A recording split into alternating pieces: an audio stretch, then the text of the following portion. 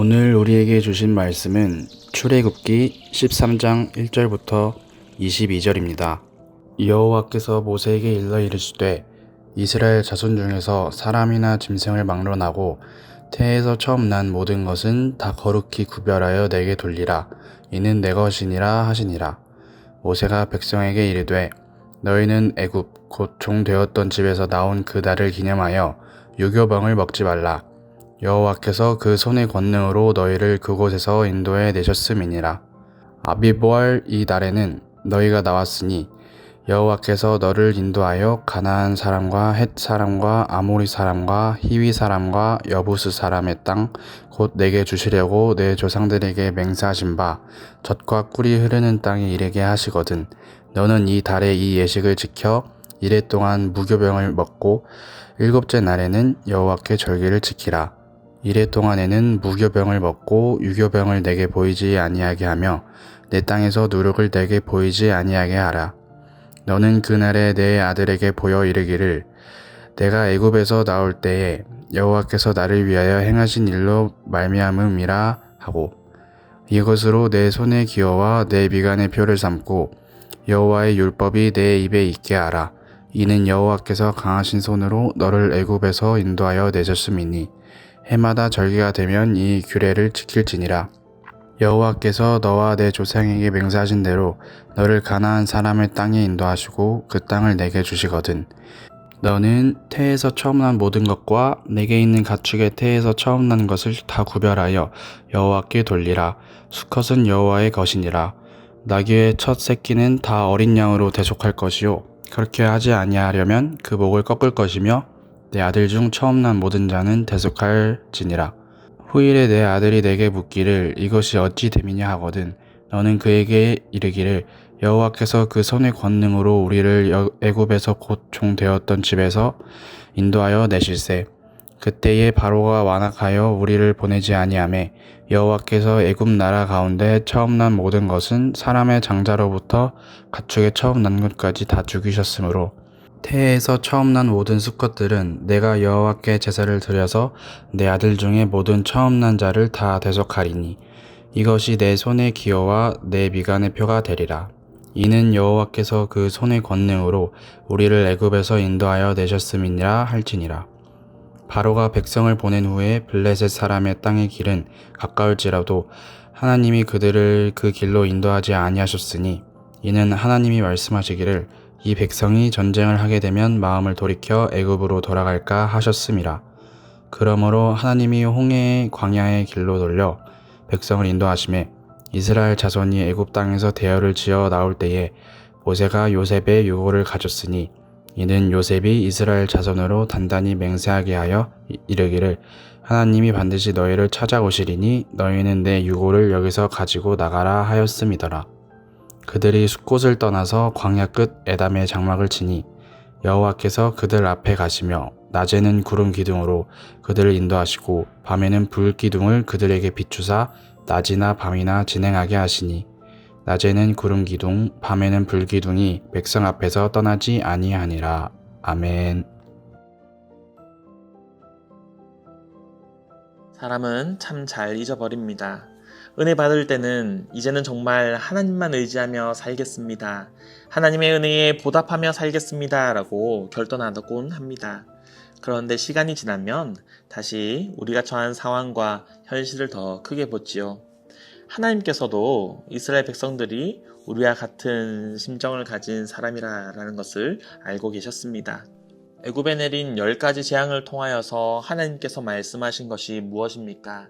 오직 여호와 하나님만이 이 세상을 주관하시는 유일한 신이며 다른 신들과는 비교할 수 없는 강력한 진정한 왕이다라는 것을 보여주셨습니다.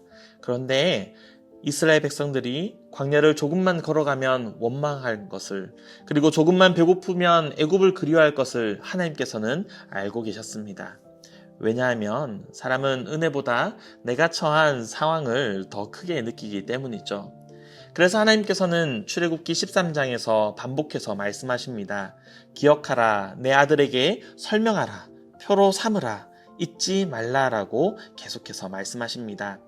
하나님은 단순히 자기 백성을 애굽에서 꺼내시는 것으로 끝내지 않으셨습니다. 그 구원의 은혜가 삶 속에 새겨지기를 원하셨습니다. 오늘 본문은 하나님께서 왜 출애굽을 반복해서 기억하게 하셨는지를 보여줍니다.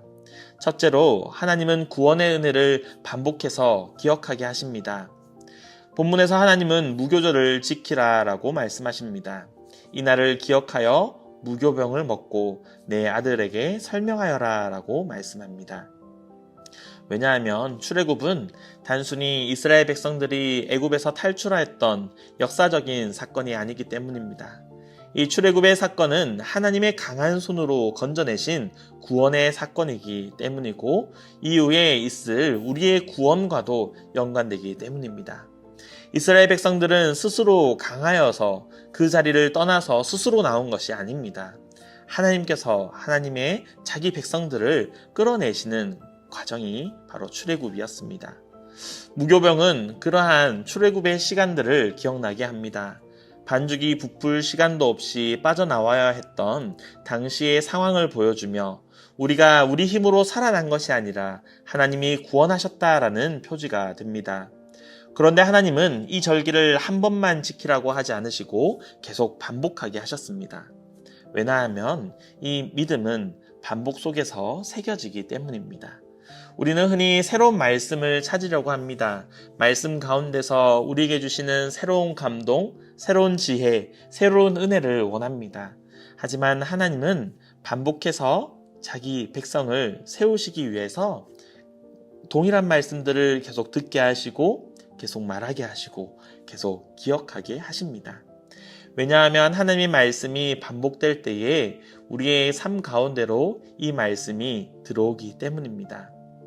그리고 이러한 반복들은 결국 우리의 삶과 말씀의 밀착으로 이어집니다. 처음에는 그냥 아는 이야기일 뿐인 성경이 그런데 계속해서 말씀을 듣고 묵상하며 나의 삶 가운데 적용할 때 어떤 일이 생깁니까? 힘든 일이 생길 때 말씀이 먼저 떠오르고 두려운 순간이 생길 때에 하나님의 약속이 생각나고 선택의 순간에 기도로 하나님께 나아가는 삶으로 바뀌게 됩니다. 그리고 결국 우리의 이 말씀이 우리 삶의 기준이 되는 단계로 나아가게 되는 것이죠. 우리가 감사해야 되는 이유, 예배해야 되는 이유, 순종해야 되는 이유가 무엇입니까? 그것은 바로 하나님께서 우리를 구원하셨기 때문이다라는 것입니다. 사랑하는 성도 여러분, 하나님의 말씀이 아는 이야기에서 끝나서는 안 됩니다.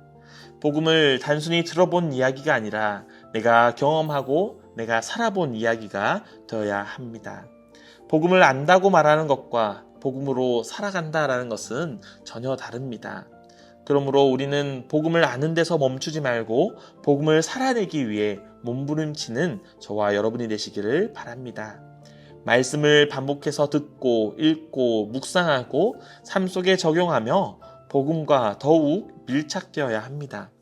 그래야 복음이 단순한 지식으로 끝나는 것이 아니라 내 삶을 해석하는 기준이 되고 세상을 바라보는 눈이 되고 우리의 삶의 방식이 되기 때문입니다. 그때부터 우리의 눈이 달라집니다. 이전에는 우연처럼 보였던 일들 가운데 하나님의 손길을 보게 되고 혼란처럼 고난처럼 느꼈던 시간 속에서도 하나님의 섭리를 보게 됩니다. 세상은 여전히 광야 같은데 그 광야 가운데서도 하나님 나라를 살아가게 됩니다. 멀리 죽어서 가는 나라가 아니라 지금 내가 살아가는 자리에서 하나님의 다스리심을 경험하게 됩니다. 그런데 하나님께서는 단순히 이 말씀들을 기억만 하라고 하지 않으십니다. 그 은혜를 다음 세대에게 계속 설명하라라 라고 말씀하십니다. 하나님은 구원의 은혜를 다음 세대에게 설명하게 하십니다. 본문을 보면 반복되는 말씀이 있습니다. 내 아들에게 보이고 내 아들이 후일에 묻거든. 하나님은 출애굽을 단지 과거 세대의 추억으로 남겨두지 않으셨습니다. 다음 세대가 부모 세대에게 묻게 하셨고 부모 세대가 자녀 세대에게 설명하게 하셨습니다. 왜 무교병을 먹어야 되나요? 왜 장자를 하나님께 드려야 하나요? 왜 이런 절기를 우리는 지켜야 하나요? 라는 그러한 질문에 부모는 자식들에게 설명해 줘야 합니다. 하나님께서 우리를 애굽에서 건져내셨기 때문이란다라는 이유를 설명해 주어야 합니다. 우리의 신앙은 다음 세대에게 이어져야 합니다. 그래서 하나님께서는 가정 안에서 복음이 반복되어 교육되고 전달되기를 원하십니다. 예배당 안에서만 아니라 우리의 일상의 식탁에서와 우리 일상의 생활 가운데서 그리고 부모의 입술을 통하여서 자녀의 입술에까지 계속해서 들려지기를 원하셨습니다. 오늘날도 마찬가지입니다. 우리 자녀들이 단지 교회 마당만 밟고 가는 것이 아니라 복음을 들어야 합니다. 부모 세대가 살아낸 믿음을 보아야 합니다. 부모님들의 신앙생활을 보며 우리 자녀들이 깨달아야 합니다. 우리 부모님께서 정말로 세상 그 무엇보다 하나님을 의지하는구나. 힘들어도 어떤 순간에도 예배를 소홀히 하지 않는구나. 기도하며 모든 일을 결정하시는구나. 라는 그러한 모습들을 자녀들이 보고 배워야 합니다. 그렇기 때문에 모든 예배의 시간 가운데에 우리는 자녀들과 함께 이 예배의 자리에, 기도의 자리에 나올 수 있도록 힘써야 하는 것입니다. 실제로 그렇게 부모 세대의 믿음을 보고 자란 다음 세대가 여호수아처럼 일어나 나와 내 집은 여호와를 섬기겠노라 라고 고백하게 되는 것입니다. 그렇다면 하나님은 왜 이렇게까지 출애굽을 기억하고 설명하게 하셨을까요? 그 이유는 이스라엘의 생명이 이제 하나님께 속한 생명이 되었기 때문입니다. 하나님은 구원을 받은 백성이 하나님께 속한 존재로 살아가게 하십니다. 하나님은 처음 난 것들을 다 구별하여 하나님께 돌리라 라고 말씀하십니다. 왜입니까? 6월절 밤에 하나님께서 이스라엘의 장자를 살리셨기 때문입니다. 원래 장자는 죽어야 했습니다. 하지만 어린 양의 피 때문에 이 장자들이 살았습니다. 그래서 하나님께서는 말씀하십니다. 살아난 그 생명은 이제 내 것이다. 이것이 대속의 원리입니다. 어린 양이 대신해서 죽고 장자가 생명을 얻는 것, 그리고 이것은 결국 예수 그리스도를 예표합니다. 예수님께서 참된 어린 양이 되셔서 우리를 대신하여 십자가에서 죽으셨습니다. 그리고 우리는 그 피로 살아난 존재입니다. 그러므로 우리의 주인은 누구입니까? 바로 여호와 하나님이 되는 것입니다. 그렇기 때문에 내 시간도, 내 물질도, 내 재능도, 내 인생도 이제 하나님의 것이 되는 것이죠. 그래서 성도는 자기 마음대로 사는 사람이 아니라 구속의 은혜를 기억하며 살아가는 사람이어야 합니다. 사랑하는 성도 여러분, 오늘의 말씀을 맺습니다. 출애굽기 13장은 하나님께서 자기 백성 안에 구원의 은혜를 새겨 넣으시는 장입니다. 반복해서 기억하게 하시고 다음 세대에게 설명하게 하시고 하나님께 속한 삶을 살게 하십니다. 그리고 오늘 본문의 17절부터 보면 하나님은 자기 백성을 구름 기둥과 불 기둥으로 끝까지 인도하시는 하나님이시다라는 것을 보여줍니다. 복음은 한번 감동받고 끝나는 이야기가 아닙니다. 우리 삶 가운데 반복되어야 하고 삶에 밀착되어야 하고 마침내 우리 삶 가운데에 숙달되어야 합니다. 삶이 흔들릴 때 가장 먼저 예수 그리스도의 복음이 떠오르고 두려움이 아니라 하나님께서 약속하신 약속이 떠오르고 원망이 아니라 감사가 나오는 저와 여러분의 삶 되시기를 간절히 바랍니다.